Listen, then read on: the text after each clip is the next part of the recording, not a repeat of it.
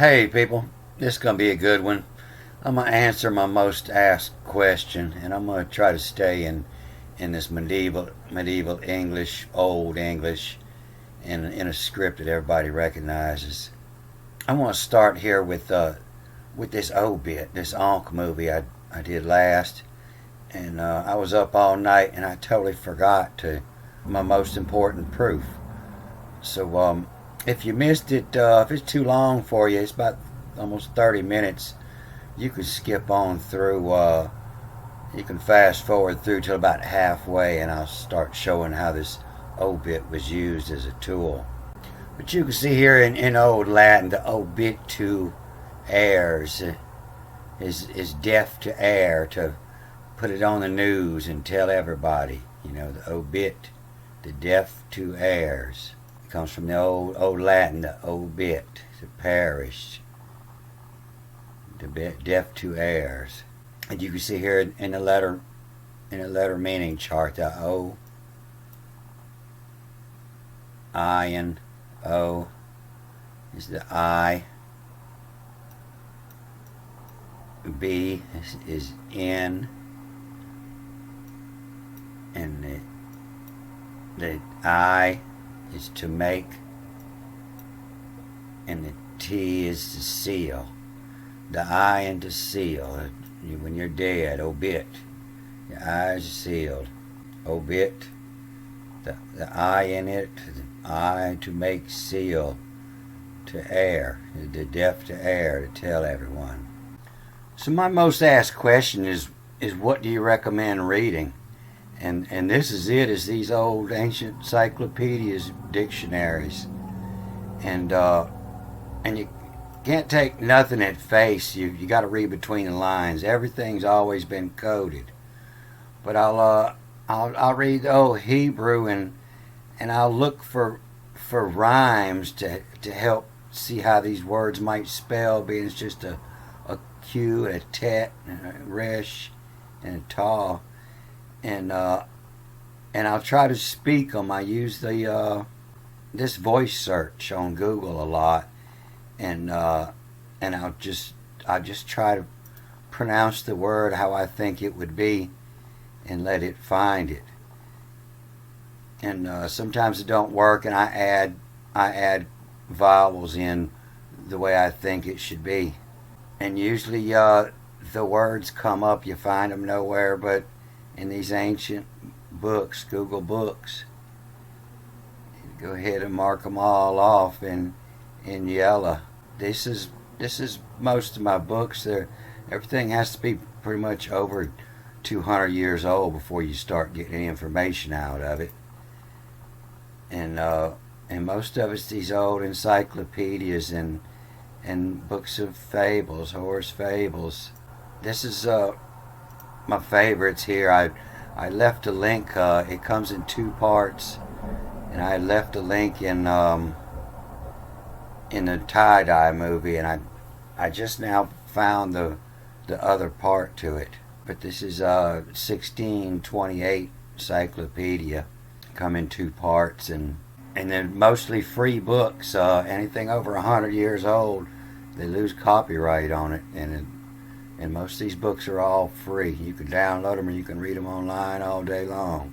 So I take nothing at face value. I break down every noun, every name and place, and every action and pronoun in the letter meaning chart to get a better idea. And so I was looking at this, and I see this says 2 lines English, and this looks Latin. It doesn't look English. And so studying these a little more, I could see where it's the size and the lettering. I know pica means a small, and italic is a lettering, and so it's the size and the style. The size and the style. Size and style. And then I see over here that it has English on the size and not in the style. English Arabic is over here in the size. Hebrew with points. English, Greek. And so we know this is Greek lettering, and the English is over here where the size would be. So I look up English to see what they have to say about English. You can't take anything for granted. You got to look up every word. You got to break every word down, and you got to understand every letter in every word. And this or, you would think this says cyclopedia or an universal dictionary, but do you really know what or means? Well, a big O and a big R in heraldry means yellow, the color of gold. And in a black and white photo, this would be represented by dots in this pattern. So this would be golden, or the gold on this AE. It's not a sound. It's called a diphthong. This is ancient, and this is one of the first ways that it was seen. The AE is the knowledge or the power of life. Ea was the god of the Sumerian creation. And this is the first place you're going to find it here. It was called ash. It was this rune right here. It was a single letter. This wasn't part of the 26, so they had to create another letter by adding two letters together. But it's the rune for ash. It means God. The Elder Futhark. Ancient German English. So in the ancient mythology, the ash exudes a sugary substance that suggests to have been fermented to create the Norse mead of inspiration. Mead is like, it's just like wine, except you use honey in place of sugar. Honey and pineapples make a really good mead. But the myth is that after drinking this mead, you become schooled, a scholar. You can recite any information and solve any question like a god. So you can learn a little bit by reading these, but if you want to understand it, you really have to study it. You have to study every word. But this is the second. This is a two-part, and this is the first volume. I'll leave the two links below. And it's this is from 1500, 617, 25, 678, 1728. So do you really know what a cyclopedia is? It is that the cyclop, the one-eyed god of dye. Many scholars agree that the Yggdrasil tree was most likely a European yew called the needle ash. So historically, this was a prized tree in making the lute. That was the sons of Tubal-Cain, some of his sons that played the lute. And it's known as a toxis baccata. A tox like toxin, toxic.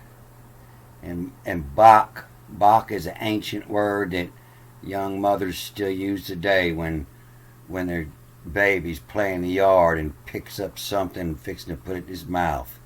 Mama say, no, that's baccata. That's not good. It's poison. Get back. A taxine, a toxin. So English, or the English tongue, the language spoke by the people of England and with some variation by those of Scotland. The English is of Gothic or Teutonic extraction. Teutonic is something belonging to the Teutones, an ancient people of Germany, inhabiting chiefly along the coast of the German Ocean. The Teutonic language is the ancient language of Germany, the same with the Celtic. The Teutonic, or the German, is ranked among the mother tongues. It is now distinguished into upper and lower. So the Teutonic, that's probably the language created by Thoth, the Teutonic, or the two-tone. It's visual and heard.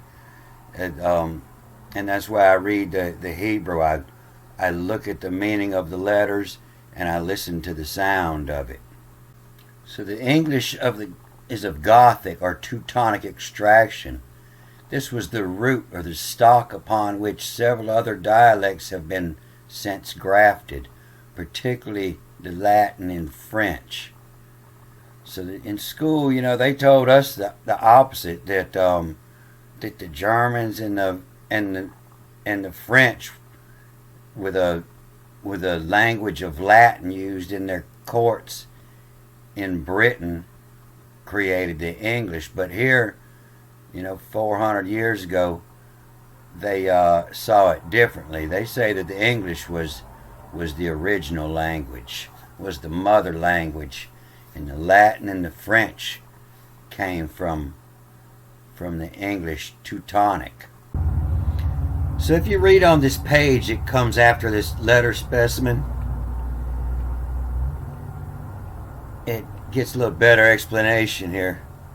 In this line it says, there are few things on which there has been so much written as on the original Hebrew letters. So what's that saying is Hebrew is not the language. Hebrew is the lettering style. The language is Teutonic. It's a Greek lettering style. It's a Hebrew lettering style. But the language in here is a Teutonic language. It's the ancient language that the Latin and the English and the French all came off of. It's an Arabic style lettering, not an Arabic language. And so that's why when I read this Hebrew, I read it as English in a Hebrew letter. Throughout this book, you're going to see a lot of short Latin phrases, and if you just type them in a Google Translator, you'll just be teaching yourself to be a goy. But this is pretty easy to see, and we know what this page is talking about. It's talking about writing and language, and here's some easy words. This IUM, you see it in the Hebrew is a day. IUM, the yum, and it doesn't mean day. It means the work's connected from. It means what it's talking about here. And so this is M is from El, from the God's work's connected from, and the God's work is the writings from helium, E-L-I-U-M, from helium, from the God's work. And this is easy here. The novice, a beginner. Rebus is the first writings, the first picture writings. And student, T-U-D-E-N-T-E-M is them. The same as you would put apostrophe E-M on a end of a word. It means them. E is the, M, from them. And so if we put this in Google Translator, Google Translator's been changing a lot lately. I used to be able to run over the word and it would mark where that word was over here. But I guess I'm learning too fast. They weren't liking it. But if you just plug this in Google Translator, you can see how ridiculous. And it's because for thousands of years they've been trying to mistranslate the writings that people were getting. And so that's how this Google works. It looks through other places where the phrases are translated, and it gives you the same mistranslation. And it gives you a choice of different translations. But the Badger Revolution and the state the hands of his own hand. There was once in this commonwealth. And there's a lot of words you'll see in here, but when you use this Google Translator, you have to work it. It's not going to give you anything. Separate the line. When you copy, make sure that you put the spaces and the punctuation right. And sometimes the punctuation is spaced after a word, and it all depends. But separate these words on a line. You'll see how it changes. How to give you a different and new, a novice. And affairs are called the rebus, the affairs, and I guess it's affairs of matters, of things. Things is another word they'll put in the Hebrew Bible when it's talking about writings or symbols. They just call them things. The same word for God is also things in the Bible. The Allah, the L.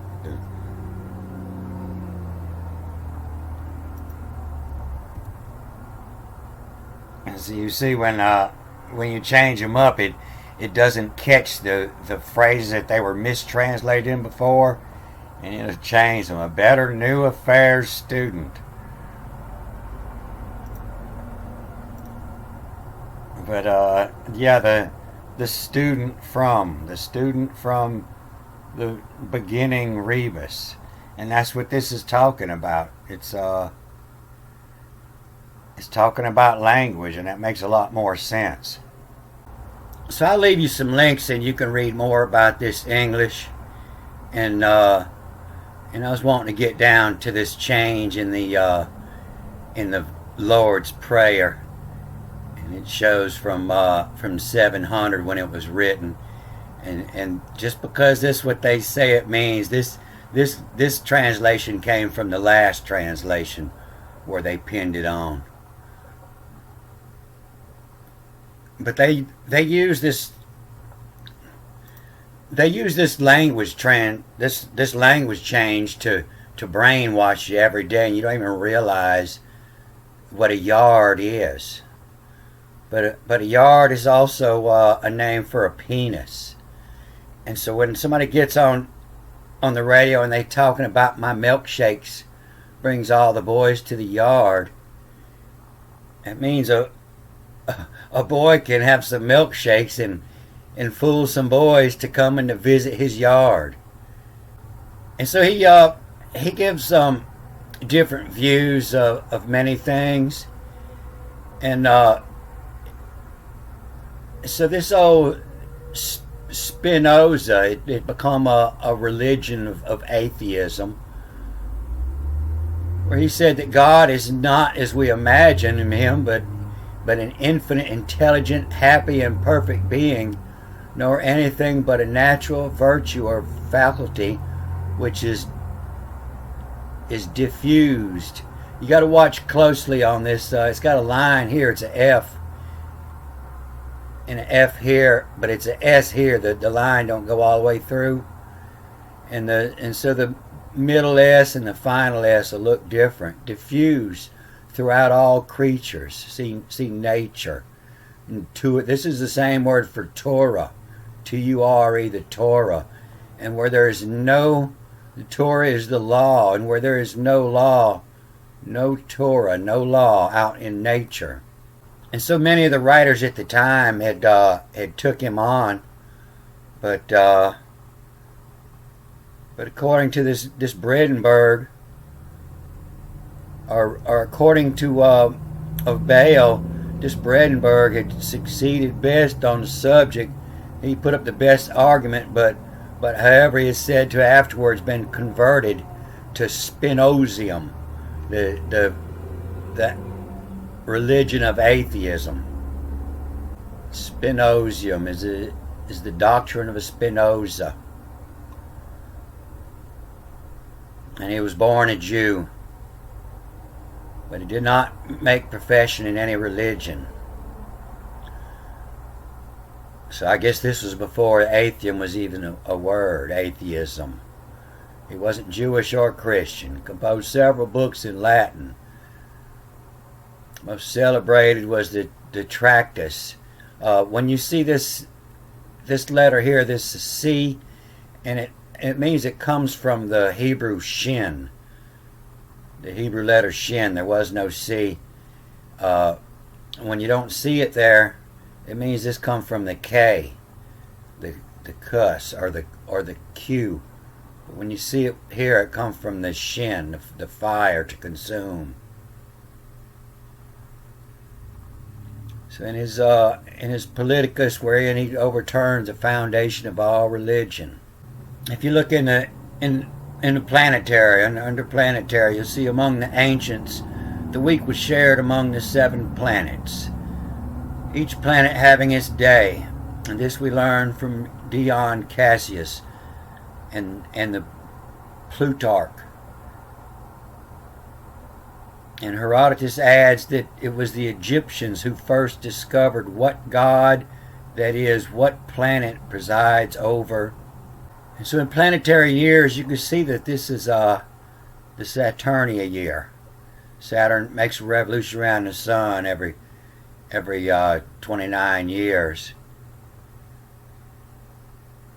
And then the jovial year, this is where your word Jehovah come from, the real word Jehovah. The one in the Bible that says Jehovah isn't. This is spelled Jove, the Jehovah, and that's the word given Egypt in the Bible, the mystery from. And the Jehovah year, and then you see the Martial year, the Mars, Venus, and Mercury. So you have to study closely to catch all the connections in here. And I'm going to get back to this real soon. I found some stuff on the first 2 pages of the Hebrew Bible that's going to blow your mind about the days. But I wanted to get on to this Lord's Prayer. This was in the year 1160 under King Henry, and it was wrote into rhyme, and it's our Father in heaven, Reich.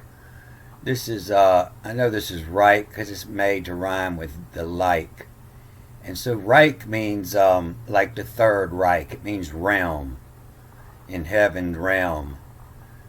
Thy name be hailed every like. Our Father in heaven, Reich. Thy name be hailed in every like. Thou bring us this Michel bliss. I believe this means blue skies, a good day. All is it, in heaven ye do. Ever in earth be it also, as in above is so below. And so this next line would rhyme with this bliss. Our Father in heaven, right, thy name be hailed in every like. Thou bring us thy Michel bliss. All is it in heaven ye do. Ever in earth be it also. And I searched a little bit. I haven't been able to find this whole, but this was in 1160. A Pope Adrian, that was an English pope. There was I think 5 Pope Adrians. This was the first. And then 100 years later, the time of Henry III, changed a little more. Father that art in heaven bliss, thine. It's like THINE, thine helge name it worked the bliss. This is the bliss. Yeah, the one has an E and one doesn't. One is bliss and one is bless. This is bless here, BLESS. Come in mot thy kingdom, thine holy will be it all done, in heaven and earth also. And then another 200 years later it was changed a little more. Our Father art in heavens, hallowed be thy name. And then all the way up to in 1537, it's more recognized, O our Father, which art in heaven, hallowed be thy name. Kingdom come, will be fulfilled as well in earth as it is in heaven, below as in above. But when this was first written here, the none of these words, it was slowly changed over the time, but in 700 it's more the WR, wherein. So this is wherein, or whereon, WREN. So and it was possibly a HN, whereon or wherein. And the F was the Q, as in PH, as in fodder. But the Q is center adder. The whereon center adder, this art in he often as. Cycled God, thine own. And this is what it's talking about. This is the adder, the serpent. And Genesis 3 was written when the serpent's tail was our North Star. Right now, this is our North Star, Polaris. And Genesis 3 was written here. And this was probably a prior writing. I believe Adam was written when the North Pole was here at the cross. It was on the opposite side. But our North Pole is wandering around. It's cycling. But it always cycles around the serpent, and he who often has. But it's showing our polar stars in different times.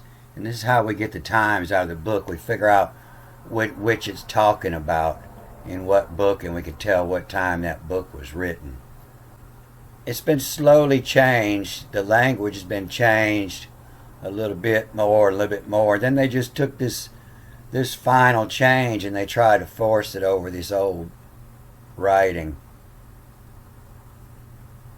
But this is wherein the Q adder, the center adder, this art in he often as, in the sight goal God, the cycle God, thine own, the not the name but the representation of. And so this is rebus, a psych and a gall God means the cycle God. So I'm going to leave you the links for this. I'm going to cut this off here. Somebody's calling me. I got to go help somebody out. And so this is a real good one to read right here. He's talking about older writings here. And this is a real good place to read to get you to start understanding how the Hebrew language sounds. And click on that and read on down, and I'll come back and I'll get another movie up on this and get a reading of this. I like the way it rolls off the tongue. All right, good day, folks.